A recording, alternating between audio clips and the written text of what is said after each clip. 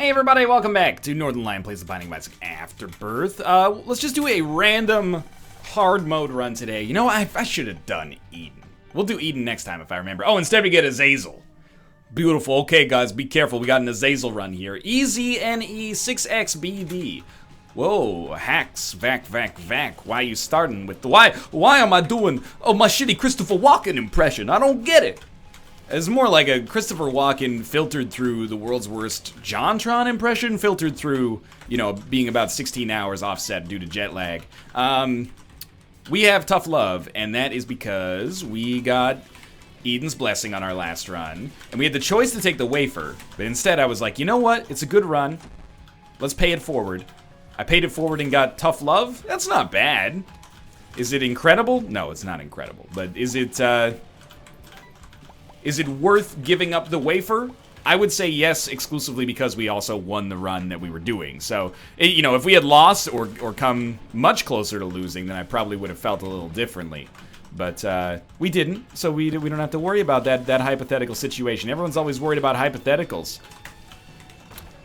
If I could say the world's biggest problem right now with society in general, it's always all this hypothetical stuff.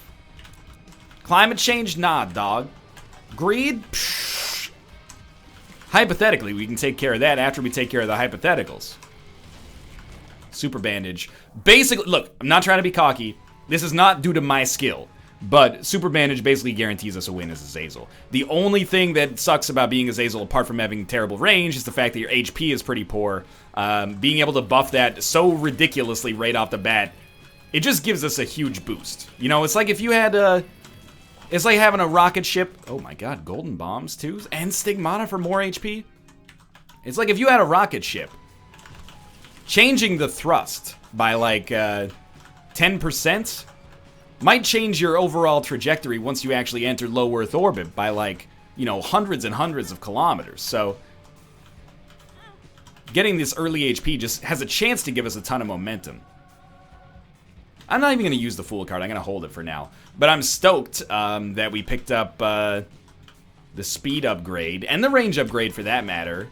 We have unlimited bombs, so let's look around here. We're almost like a little too fast, but don't let me, you know, don't tell the game that I told you that because they're going to take it away from me.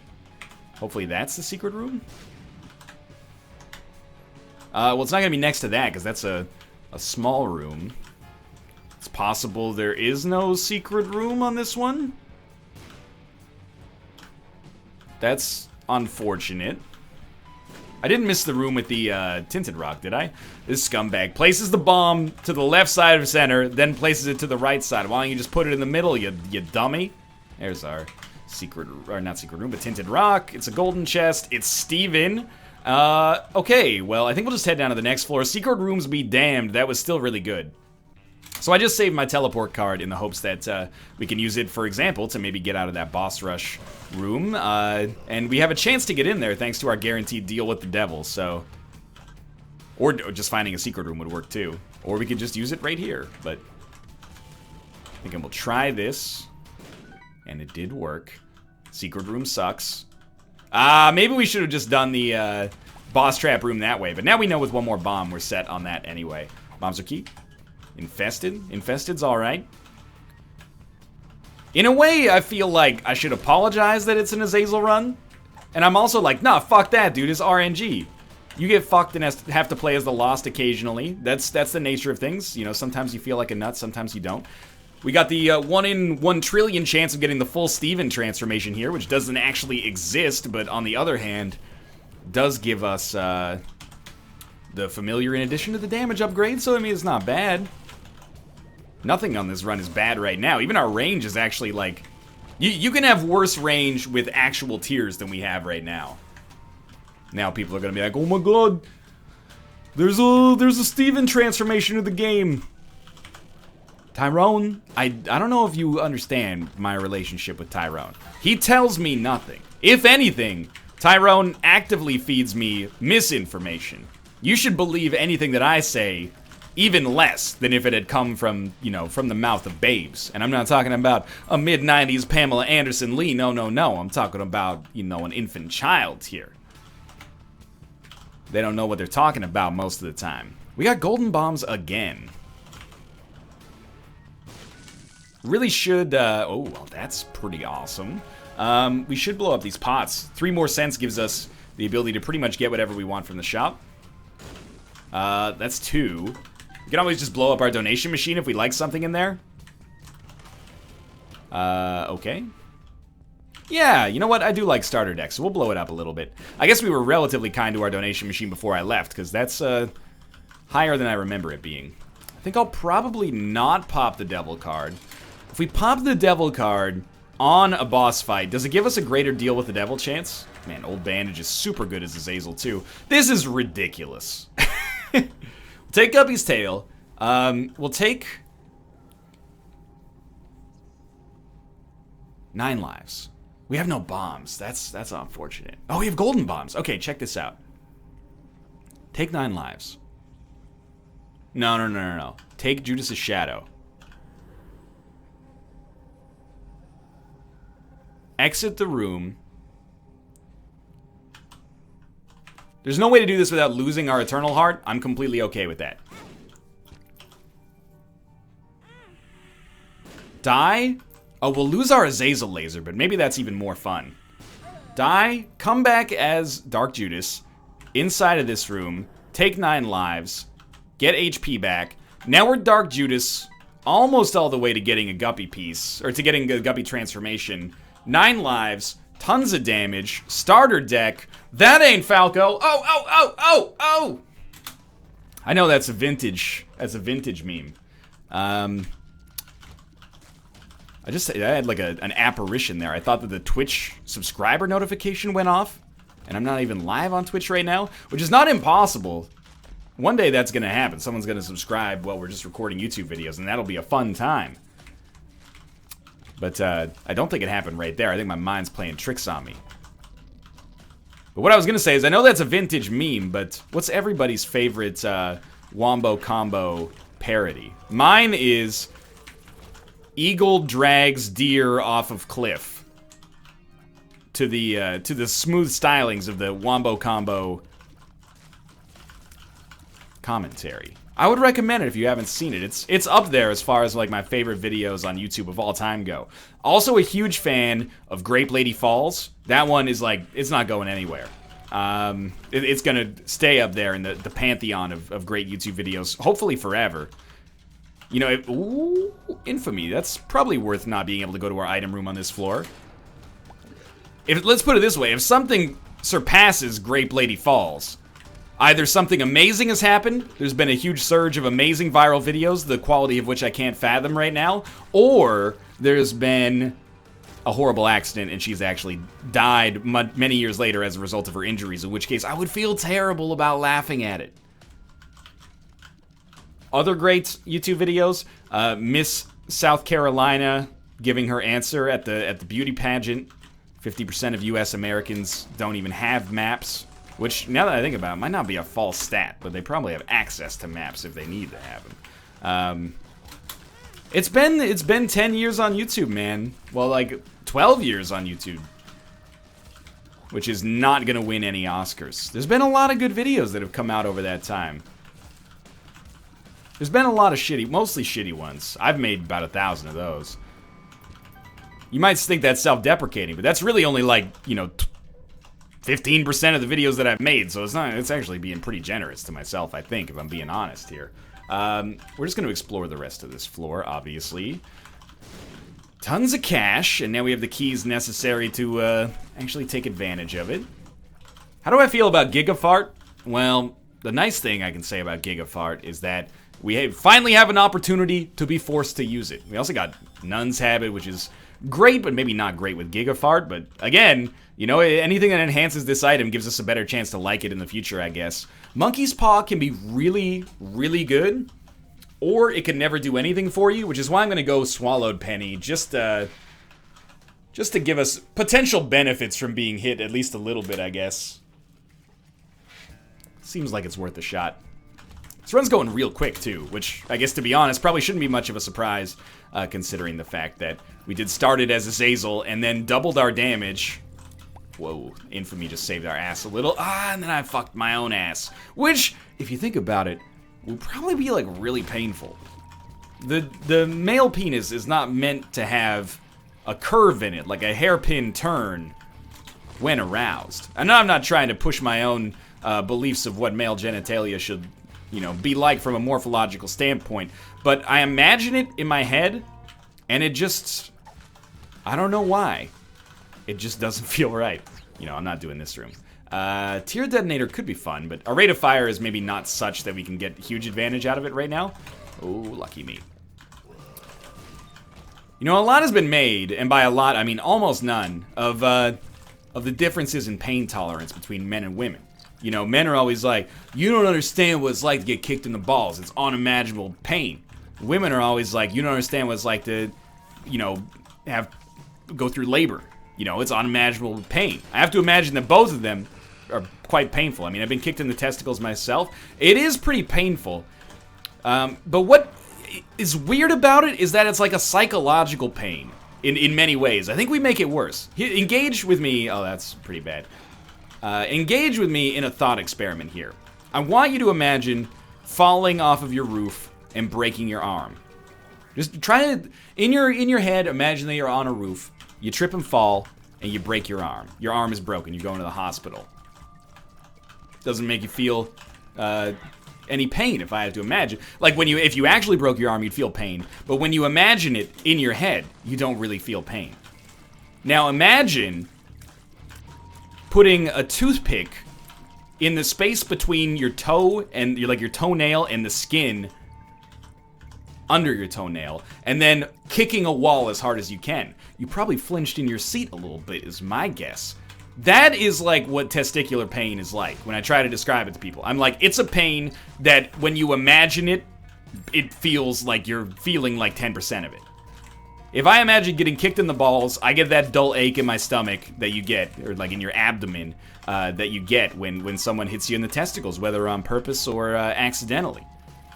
Now, I don't know, if labor might be worse. You might be like, well, you know, in labor, when I think about labor, I remember the seams of my body splitting apart and a human being tunneling out through it, which actually sounds like a funny way to describe it, but it's probably not how it feels in the moment. And that's fine. I'm not saying one is more painful than the other. But for me personally, the best way I've been able to explain testicular pain in a way that other people who do not have testicles can relate to is that it's the kind of pain that is like, you hurt thinking about it. You break your arm, whatever, hey slugger, try not to fall off the jungle gym next time.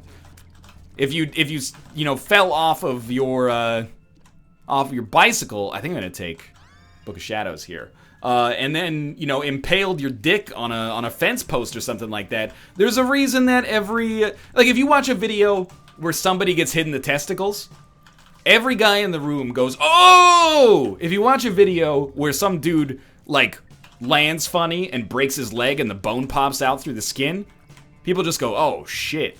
Yeah, that's like an oh shit kind of pain. The testicles are like, I relate to you. I felt a little bit of that pain. If there's a key for sale, we'll take advantage of it. But apart from that, I think we're unfortunately done here. I used my last key on the library, which was a good choice, I think. We'll be able to use Book of Shadows once every 2 rooms. No orbitals, but still. But yeah, apart from that, there's not much I can do. Was this greed? That was not greed. And there is a key. And there is a spirit heart as well. You know what? There's a card, too.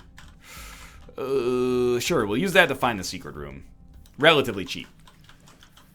Now, I know people... It's the other thing on the internet. You gotta use your imagination a little bit less, if I may say so myself. I'm actually not gonna do the secret room. Let's do this instead. People are gonna be like, why would you ever say something like that in a video? I imagine kicking my toe into the wall and it hurts in my head. Okay, look, you gotta grow up a little bit, alright? A little bit of mental anguish to prove a point is okay. When you hit the real world, this shit's gonna fuck you every day, man. Imagining, some kind of horrible form of toe torture, that's an enjoyable break from getting bent over backwards by the government, I'll tell you that much.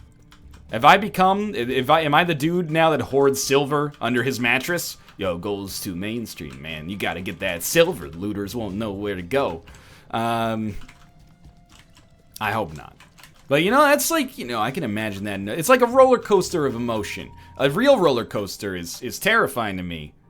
because I can't handle heights. Apparently, I'm not going to talk about the run at all this episode. I did have some people. I had one real salty person. You're probably watching the video, and I have to keep that in mind. Because if you're still watching, like, the 2400th Isaac video I'm doing, probably use the spacebar item at some point, you're probably watching this one, too. So I want you to know, I bear no grudge and hold no ill will here. But I was surprised to see someone be like, wow, he had a good run and threw it away with the, like, D100 and D4. What an idiot. And I'm like, dude, that's what we do here, man. That's what we do. I'm not here telling you to put 5% of your salary annually into your 401k. I'm here telling you to put 10% of your salary annually into the 401k because it's the only way you're going to get substantial gains in today's interest rates. But, oh man, Robo-Baby. But we do the zany thing here, which is why it's a segue into the next thing I was going to talk about, which was related to roller coasters.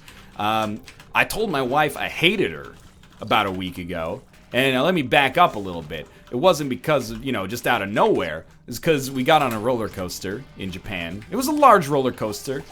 It had something like an 80-meter drop, which is like 200 feet. Maybe it was like a 60-meter drop. It was like really, really tall. I've been on taller roller coasters, but this one was the tallest one of this particular park for sure. And as we got strapped in, I was like, I just want you to know, I hate you. I hate roller coasters. And I don't want to do this ever again. And then, of course, we get up the lift hill, and as soon as we start going down, I'm like, woo! DJ Khaled on a jet ski style, right? But for a brief moment, I did think that I hated my wife, and then I got over it. But it's roller coasters, man. For whatever reason, they're semi-enjoyable, but incredibly terrifying. Like I don't enjoy the anticipation of getting on a roller coaster.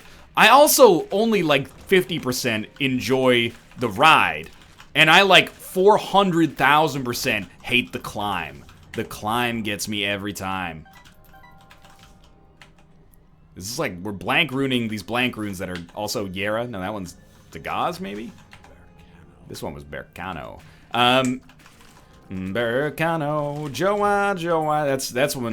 That's one for all you guys living in Korea in the year 2011. Couldn't escape that song. Anyway, a lot of people say like, "Hey, don't be a baby. Face your fears." That was such a whiff. As an adult, I don't think people are always like, "Face your fears." Here's my philosophy on facing your fears. If your fear is having an appreciable effect on your life on a regular basis, you should face your fear. If you're afraid of, flying on an airplane, but you have to travel a lot, you should face your fears. The only way you're going to get over that is by being on an airplane. I hate to say it. Believe you me, I was terrified the first few times I flew. And then the next 10 times I flew, I was scared. And then the next 10 times I flew, I was anxious. And then ever since then, I don't even think about it when I get on the airplane. It's just automatic, We're so close to becoming guppy. But roller coasters, it's not like I walk out of my... Ooh, Taurus. That's actually good with invincibility, which I should be using way more often. Definitely double Yera. It's not like I walk out of my house every day and I'm surrounded by roller coasters that I have to take to get me to my place of business. First off, I work from home, which is as awesome as it sounds. But secondly, it's fairly easy for me to avoid roller coasters. Maybe once or twice a year, Kate's like, let's go to an amusement park. And every time I go through the same thing that I went through when I'd get on an airplane. I'd be like, okay, I'm probably gonna die tomorrow. I mean, logically, I know I'm not actually gonna die, but emotionally, I feel like there's probably like a 50-50 chance. So, prepare yourself, get your affairs in order, and then sure, let's go to this place and quote unquote have fun. And then I do have fun usually, but I don't think everyone's always obsessed with this, facing your fears business. Some fears, I don't think they need to be faced. If you're afraid of carrots, get yourself to a grocery store, desensitize yourself to the carrots, because you're going to be around algas? No, that was Perthrow maybe? I can't remember. You're going to be around carrots in your day-to-day life. Maybe not day-to-day, but probably at least like once or twice a month. There's not going to be many ways to avoid them. But if you're afraid of like, durians, you can pretty realistically, at least in North America, keep yourself relatively durian-free, Similarly, if you're afraid of like little teensy-weensy spiders, I think it does benefit you to to desensitize yourself to that. But if you're afraid of, like, fucking Komodo dragons, you're all good, dude. Just don't go to Africa. I don't know where Komodo dragons live. Maybe Africa? I always get the Komodo dragon and the Gila monster mixed up. Gila monster? No, it's a Gila monster. It's spelled with a G, but pronounced like an H. Just like... herbal. That didn't work, really. Or it worked intelligently to a degree that I can't even understand. Am I going to do boss rush? Probably not. Unless it's amazing. Blank card Yera is pretty great, but I really, really like not having to go down this death cycle. And double Yera still doesn't solve, or like unlimited Yera doesn't solve the problem that we have with double Yera right now, which is that I have not enough keys to use all of these anyway. So, you know, it's like a secondary problem. I guess blank card Yera we could double our keys, so it does kind of solve that problem, but. Let's just ignore that, because I ignored blank card. See if we get super lucky. Hoping for an HP upgrade there. Can't touch that. We're going to go back for that other Yera. I promise. Anyway, but the whole point of this is, like, you know, self-improvement's a good thing. You only get one life, and, like, anytime you are finding your life affected by some kind of foible, you know? If you're afraid of rejection. You know, it might behoove you. Oh, it's another Yera. It might behoove you to handle that. You know, to get desensitized to, you know, asking your mom for $10 so you can go to the movies. You know, if that's terrifying you, it's something you got to handle. You got to, in real life, sometimes you got to ask for what you want. But if you're afraid of like, let me put it this way. I think I would be fucking terrified in outer space. It's got a lot of things that trigger anxiety kind of responses from me. Tight spaces, really fast speeds. They made movies about people dying up there. Like, that's a big one.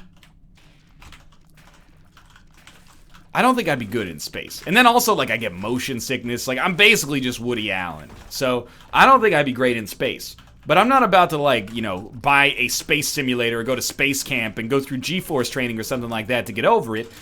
Because I think it's just more productive for me to not go to space. I mean, maybe at some point in our life there'll be, like, space travel. But I don't know. Do you really want to be, like, one of the first 1,000 people up in a spaceship? That's like, or even first, like, 100,000 people up in a spaceship for recreational space travel? Latchkey is actually very helpful here. Could have Yera'd that, but I don't know. Who really cares? You know, you ever see the airplanes they made in, like, the 1920s? You fucking... You bicycle... Well, this is not the ones that were, like, Pan Am used, but you freaking, like, pedal a bicycle and an umbrella goes up and down and generates lift. This is not a viable strategy for flight. You know, to cross the Atlantic, they used to have to stop in, like, 15 islands along the way. It's ridiculous. You know, you start in New York, you fly to Halifax, fly from Halifax to Nuuk, Greenland, fly from Greenland to Reykjavik, Iceland, fly from Reykjavik to the Faroe Islands, and then finally from the Faroe Islands you fly to Manchester, and then from Manchester you fly to London. It's like an 18-day journey. People are like, why didn't I just take the boat? The boat's been play tested enough. It's efficient. It works. That's how I feel about, you know, early gen space travel. I think it's a great innovation. And I'm not an engineer, so I have no idea. I could be talking completely out of my ass, but from a layman's perspective, ooh, black candle's really good. I'm like, you know what? You guys go, have fun. I sincerely hope you don't die. This isn't like me gunning for an I told you so sort of moment. I hope you have a great time in space and, you know, pave the way for humanity's future among the stars. But at the same time, I'm staying down here because I saw Apollo 13, and I'm dumber than Tom Hanks was in that movie. So I would just be useless in a disaster, man. And, like, if you are in a plane crash, there is a small, very small, but a small chance you'll live. And I'm not talking about, like, a, you know, jetliner crashing into the ocean at full speed. You're probably fucked then, but, you know, a little puddle jumper goes down or botches the landing or something, there's a decent chance you're gonna be all right, maybe injured, maybe dead, but maybe fine, right? If you are in a boat that sinks, that usually doesn't happen instantly. There's time for SOS calls. You know, not always does it work out fantastically, but you at least got, you know, top people out there looking out for you. If your spaceship explodes, you're done, right? Or if you, oh, sorry, turns out we're out of oxygen. Don't worry, help is on its way. It'll be here in 18 Earth years. Oh, okay, well, let me just... good thing I've been practicing holding my breath with that David Blaine DVD instructional series. But, you know, it's... let me put it this way. You ever see the video of, you know, like, people watching movies for the first time, and there's like train that comes at the screen? People are in their seats going, oh my god, like, I can't fathom how, but this train is coming right for us. That, and you laugh at it. You go, oh, look at these idiots. Don't even know what a movie is. That's gonna be me. 100%. I'll tell you, I would be one of those people in the audience being like, this foreign technology scares me, and I want no part of it, for now, at least. But when they come out with Apollo 13, I'm gonna have to watch it, otherwise an analogy I make long in the past won't make any sense. I'll be the guy who's like, I don't want to go to space, it's dangerous. And then, you know, 2 generations later, people were like, oh, sorry, honey, got a meeting on Mars, so I'll be home a little late for dinner tonight. And I'm okay with that. I'm okay with being on the wrong side of history for that. You know, I try to be a good person. That's valuable to me because I'm 100 years old. I do, you know, try to take pride in behaving in what I feel is a kind and courteous fashion to everybody that I can. I'll probably never go to space. I'm okay with that. If I can lead a good life, never go up in a rocket ship, I think I can die happy. Hypothetically die happy, because we all know that this is the first generation that's gonna have immortal life, and you know, that's pretty cool. I don't really want to do the Hush fight. I don't think we're strong enough for it, honestly. I think I'd just end up dying like 9 times in a row. I'm still so pissed that I'm not the world's youngest person, because that means that there's like millions of people that have a much better chance to get to eternal life than me. That's crazy, man. That's like soul crushing.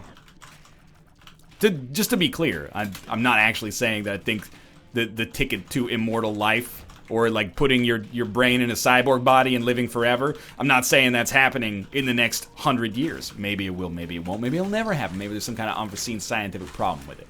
Okay? I have no idea. However, I think it's fucked up that many of you watching this are closer to it than I am. Give me your spot. Take care of your bodies better than I have taken care of mine. You could live to see forever. That's like a great prize, man. Eternal life.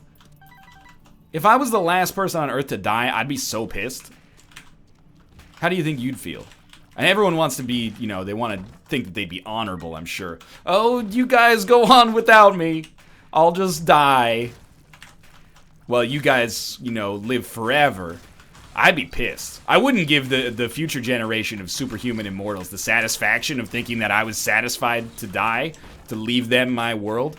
I'd be like, you sons of bitches, I'm gonna come back, I'm gonna haunt your asses.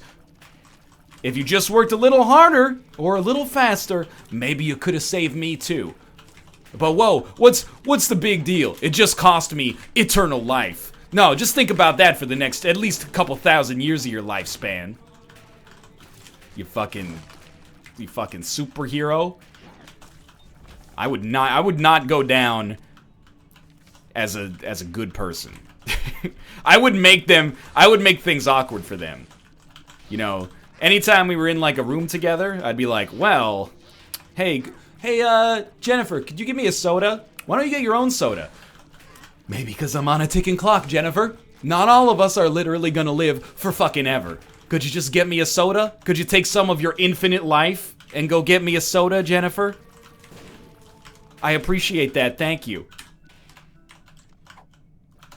It's always Jennifer. Whenever there's someone in the story who's supposed to be kind of a bitch, I always use Jennifer as a name. And if you're a Jennifer and you're watching this, I don't think that all Jennifers are bitches. In fact, I think that anyone who thinks that all people with X name behave in some fashion, as a general rule, is a silly person.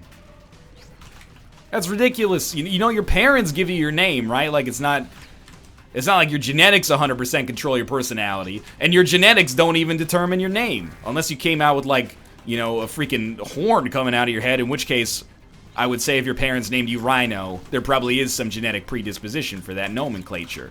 That being said, people, I always see it online. People are like, oh, it's always fucking Chads. Chads are always such assholes. Yo, how would you feel, man, if your parents named you had no fucking say in it, and then all of a sudden your name became like a joke? Oh, everyone named Chad is an asshole. Yo, everyone named Tad is an asshole, though. Okay, we're gonna double Yara, open as many chests as we can. Yo, there's probably plenty of good Chads out there. I have never seen Chad Michael Murray be an asshole. But I have seen Chad Michael Murray eat an asshole, and it was majestic. I gotta admit, this run sort of tapered off a little bit, but we did just pick up Epic Fetus, so we're obviously going to win. But before picking up Epic Fetus, this was not really anything to write home about. Most of our big items happened, you know, on the first floor, you know, soon after, second floor. We never got our Guppy transformation, which is a little surprising to me. Another Hiera? No, Awaz. We never really picked it up too much. In fact, as much as I hate to say it, we probably would have been better off just staying as Azazel. Not that I'm complaining. I mean, we do have Epic Fetus as Dark Judas right now, but I think we may have been betrayed a little bit by the false promise at the start of this run, and now it's just like, it's okay. It's not bad. I mean, we did use 0 of our 9 lives, now 10 lives, so I guess it would be a little disingenuous to bitch too hard, but I'll leave that up to Jennifer. Ipecac as well. Hagalaz rune. Bad news! Hagalaz rune is bad news because it just doesn't do anything for us. So enemies that die to Poison Touch may drop black hearts. It's not really that big of a positive, but it's better than it being a negative. I don't expect we'll need to use them, but if we do, they're there. Plenty of bombs, not so many keys. Oh, we did get a black heart. Yeah, actually, now that I'm looking at it, this seems to be really effective. Now that I look at it, I'm like, oh, actually, we have 0% chance to die as long as we play our cards right. Especially with, ooh, more Hagalaz. Especially with, Book of Shadows coming through in the clutch here for us. Maybe it's just if they die when they have the poison, which would make it even easier. Oh my god. Trust the Midas touch. I always do, man. I always do. It's actually really good. Mr. Boom is effectively meaningless for us. Midas touch, though, is amazing. And another black heart. Alright, I mean, an easy win. And anytime you kind of ball out of control, especially as Azazel, people are going to be a little bit bent out of shape. But this is a fun one regardless. I don't really want to win with the poop. I want to win, I don't care about doing it with the poop specifically. And Epic Fetus is doing as much damage as it should. Well, thanks for watching. I hope you guys enjoyed the episode. If you did, click the like button. Helps out a great deal. And, of course, subscribe if you want to see more in the future. For now, thanks for watching. And I'll see you next time.